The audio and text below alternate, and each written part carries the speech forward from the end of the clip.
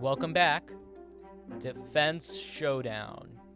Senator Tommy Tuberville of Alabama is in the headlines for holding up military promotions and nominations for what he says are concerns about abortion access and abortion funding by the military.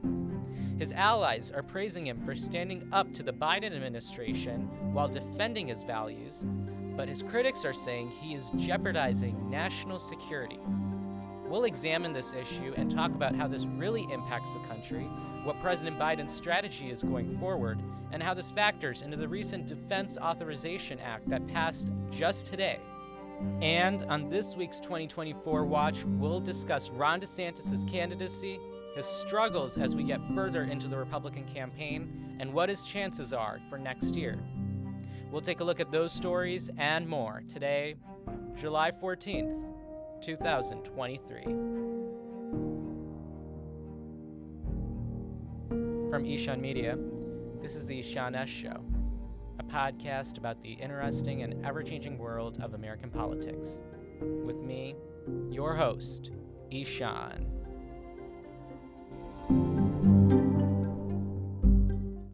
Hello. Welcome back to the Ishan S. Show. We are so happy to have you back on.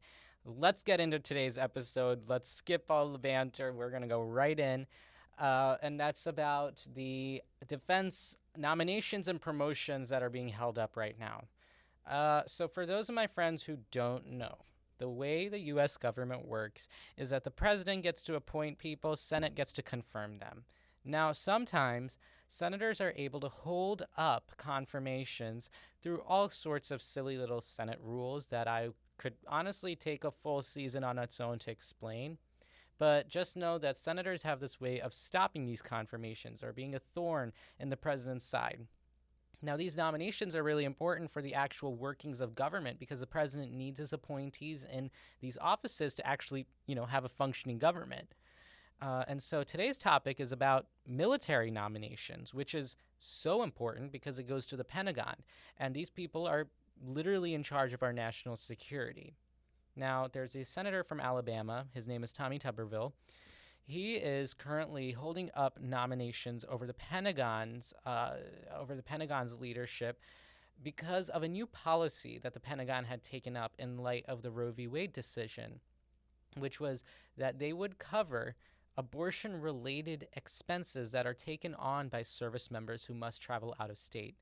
So, the military is not directly funding abortions, but it's that we're going to pay for any inconveniences in terms of travel. So for example, if you are assigned in a state such as Iowa, which literally just passed a 6-week ban, which means essentially you cannot get an abortion in that state. But if you are in a state like Iowa and you are a service member and you need to get an abortion or you need reproductive health care, you can go to Illinois, for example, and the Defense Department would not pay for your specific reproductive care, but they might cover the charges that you may incur as you go from Iowa to Illinois because you are assigned to Iowa, and so you have to be there.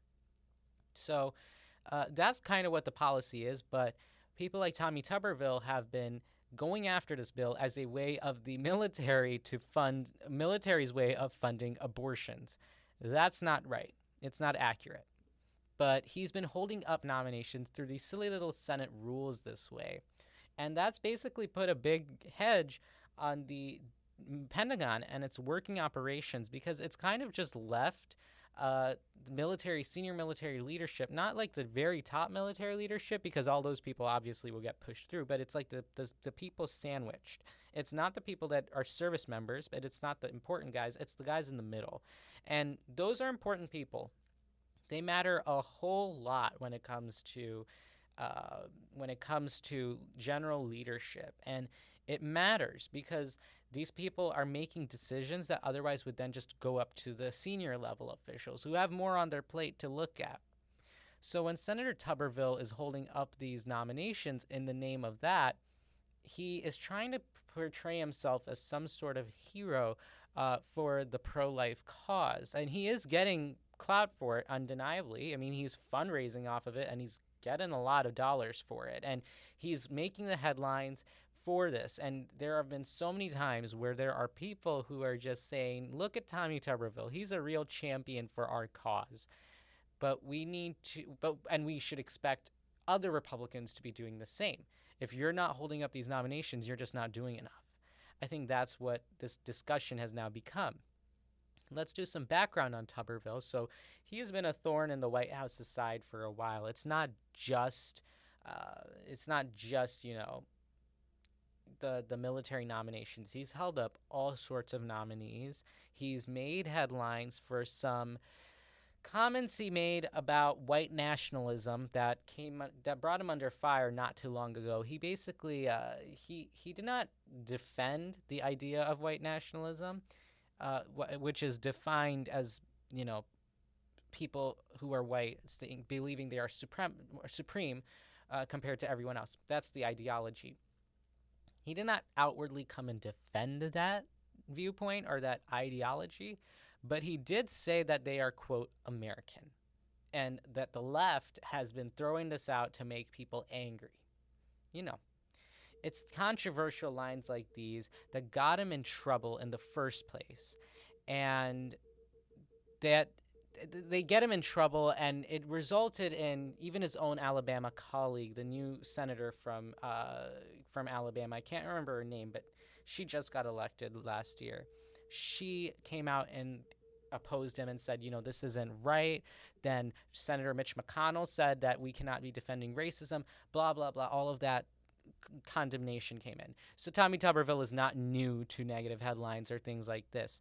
But in general, Tuberville has been holding up nominations at the Pentagon for its senior leadership, insisting that he will not support anything at the Pentagon until they scrap this policy, which Secretary of Defense Lloyd Austin doesn't seem like he's going to be getting rid of. Now, Tuberville has a long history as a college football coach. In fact, his Senate portrait is of him with a football. So, that's a big part of his personality. Now, but with his actions, it kind of resulted in President Biden actually saying, quote, the former football coach from Alabama, who was a better coach than he is a senator, end quote. So he addressed him like that, which I thought was funny. It was Biden, playing around just a little. But, Tuberville has been holding up these nominations. The Marines, for the first time in, I think, 100 years, or 150 even, I don't even know, has been left without a commandant, which is basically one of their highest positions that you can get. They do not have this senior leadership. They do not have this senior guy that's supposed to be there to make these orders. The Marines are without that person, and that has really slowed the Pentagon's operations. And it's just things like this in general. Now, as for my angle on this, I think that it's irresponsible. First, it's irresponsible that Senator Tuberville is doing this because it is, in fact, jeopardizing national security. We need people in senior leadership positions in the military. He cannot be taking, the military hostage to push a petty agenda. And I say it's a petty agenda, but I know what people feel about abortion and all of that. But this is not even about that. This is the senator twisting this policy into one that's become a black and white issue when it really has nothing to do with that. But despite that, he has turned it into that, and now he is holding our military hostage by not allowing any of these nominations and promotions to pass through, which then results in things like, for the first time in 150 years, the Marines being left without a commandant. So Senator Tuberville needs to stop this immediately, and he needs to get on the phone with President Biden and work something out, but he cannot be holding up our nominations like this. President Biden's strategy, for the most part, has been to just be, let it go, let the Republican leadership deal with him, and they'll get him in line eventually. But so far, Republican leadership has been pretty weak compared to what he might have been expecting. Mitch McConnell, John Thune, these people have not been able to hold Tuberville into account, and he's just been doing what he wants. And so I think my angle on this is pretty clear. It's stop it, Tommy Tuberville, but it's also Republican leadership, get your members in line. If they're not listening to you, this is not a good reflection of your leadership. But, that's where it is. Now, the concerns that Senator Tuberville had are actually some topics and issues that made it into the recent Defense Authorization Act. Now, for my friends who don't know what that is, the Defense Authorization Act is an annual allocation bill. It takes your tax dollars and funds the military. Military does so much. It has a $700-800 billion budget, billion with a B.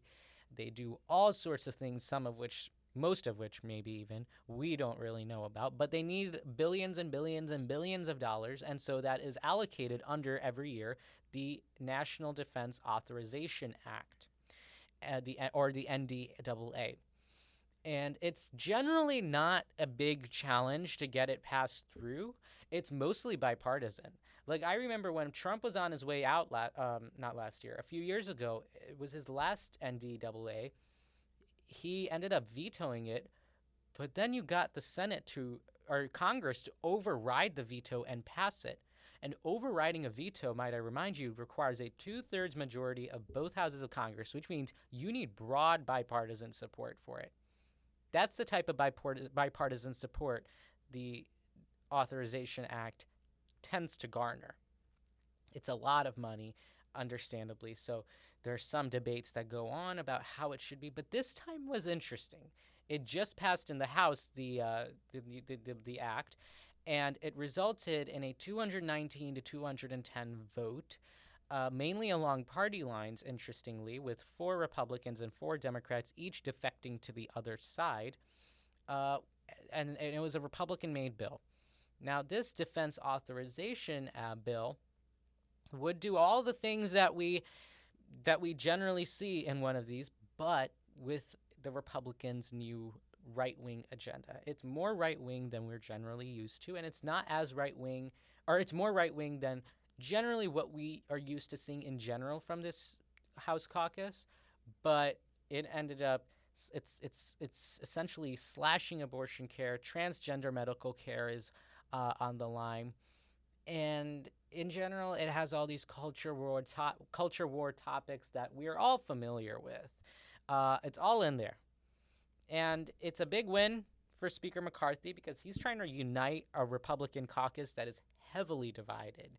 And how does he do that? He does that by going further to the right, which apparently now appeals more in the Republican caucus, I guess. So Kevin McCarthy is just trying to play the cards the way he knows, and he is going to further down to get support for this.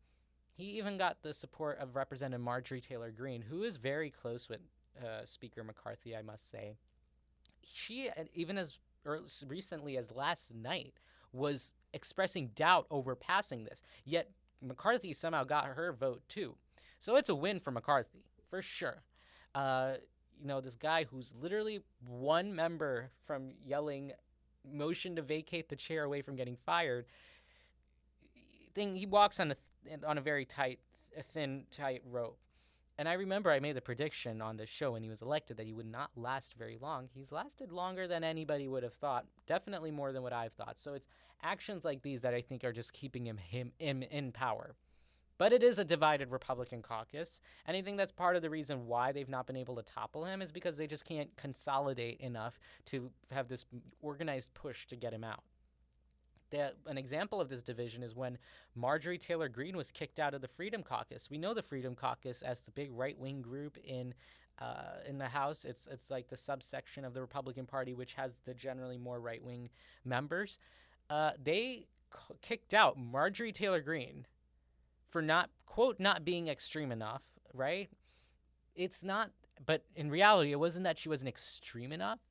I mean, it's a good benefit for them, I guess, but the fact that they're saying Marjorie Taylor Greene, the lady who said that California wildfires are caused by Jewish space lasers, is not extreme enough, it says something about the direction in which these people go. But she was kicked out on paper because of the fact that she called Representative Lauren Boebert of Colorado a very impolite word that rhymes with the color kitsch, the word kitsch. I saw that creative wording on Alex Wagner's MSNBC show. Just credit to her. But so she kind of called her that, and I guess that set things in motion, and they kicked her out of the Freedom Caucus. So, Marjorie Taylor Greene is not liked by Democrats, and she's not liked by what ideally she would call her home in the Republican Party. So, not looking good for Marjorie. But yeah, that was the defense authorization bill. The Senate has its own version. Remember, the Senate is controlled by Democrats. So they kind of have their own version rolling around. We're going to see how that turns out. We'll be following it. But yeah, that was a look at some of the Pentagon stuff. Today we were talking about defense policy, and that's kind of the stuff we're seeing, with leadership being held up by Senator Tuberville and then the Defense Authorization Act that was passed. And if you've noticed, the Defense Authorization Act consists of a lot of the things that Tuberville was coming out in opposition to. But yes, that was a look at some of the defense policy. When we come back, we'll take a look at Ron DeSantis' presidential campaign and discuss how he's looking for 2024. Don't go anywhere. We'll be right back after this short break. All right, we're back from the break. Now, let's talk about this week's 2024 Watch, my new favorite segment here on the show. So we're going to be looking at Ron DeSantis' candidacy, and we're going to be looking at his political endeavors and just what he's been up to. For my friends who don't know, Governor Ron DeSantis is a Republican hailing from the Sunshine State of Florida. He has been making waves in the political arena since he was elected back in 2018. Now, I don't know how far back you guys remember, but Ron DeSantis, I remember, was up there with Stacey Abrams as the two superstars of the Democrat and Republican parties that year, 2018, that swept the headlines. And he is a darling of the right. He is known everywhere throughout the country. He is known for his assertive policies and his conservative stance. He garnered a lot of attention from both the party and the public during the COVID-19 pandemic. I think that's when his profile really boosted, because I knew Ron DeSantis in 2018 when he was elected, and even before that when he was in the House. He was one of the signatories of the Freedom Caucus that we were just talking about a few minutes ago. But not many people knew him, or he wasn't at least a household name until the pandemic, where he had all these assertive policies that he was pushing out, handling the COVID-19 pandemic, trying not to shut down the state. He was criticizing Anthony Fauci, basically in line with the Trump playbook of the time. But beyond that, he has been pretty big on limited government intervention, protecting individual liberties, and championing economic growth. I mean, that's what he says. So in his tenure so far as governor, he also made headlines for passing the so-called "Don't Say Gay" bill, which essentially restricts teaching concepts of sexual orientation and things of that nature until a much later age in schooling. I can't remember because I think they amended the legislation, so it might not be, because it was my understanding that it was like third grade or something like that. But I think they amended it, so it's not even third grade anymore. But he made headlines for that. He stopped critical race theory. He had this whole fight with AP. I know a lot of my listeners are in high school, so you do know what AP is. AP tried to introduce AP African American Studies as a new curriculum to teach, of course, as you can tell from the name. Ron DeSantis' administration basically blocked that curriculum from being taught, and now there's a whole fight going on with College Board and AP over this course. He also then made headways for attacking Disney and Disney World. Basically, he revoked their self-governing abilities over Disney's protest of Ron DeSantis's "Don't Say Gay" bill. It's basically resulted in Disney and Ron DeSantis fighting it out in court, which in the end, Ron DeSantis, I believe, is kind of backing off from now.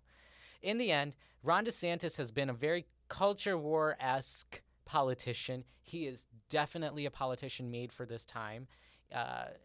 Contrary to what we might think, Donald Trump is not that type. And we all know Joe Biden is definitely not the type of candidate and politician for this time. If there's any politician in this country who I say is perfect for this time as like a representation of what things are and what the discussions are in everyday life, it's Ron DeSantis. He talks so much about the culture wars. The culture wars have defined his political career. It's so big it's for him, it's a really big part. It's how he's gained popularity among conservative voters who admire his strong leadership style and his unyielding commitment to conservative principles.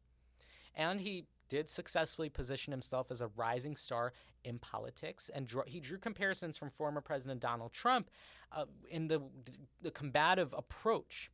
But I think as he got more and more the fame went to his head. I think Donald Trump started to see him more and more as a threat. And the polling showed that. Like, polling was showing them pretty close. And it showed Ron DeSantis outperforming every other Republican but Trump, of course. But he was creeping up closer and closer and closer and closer to Trump. And I think that scared him. So Donald Trump, being Donald Trump, came out and attacked Ron DeSantis, went after him, said, I shouldn't have endorsed this guy. He's only where he is because of my endorsement. He says that I cannot be supporting him, blah, blah, blah, all that stuff. Your casual infighting. That seemed to boost DeSantis's profile even more. And it kept blowing up his popularity. So naturally, as we do in American politics, we just speculated that, he's going to run for president soon.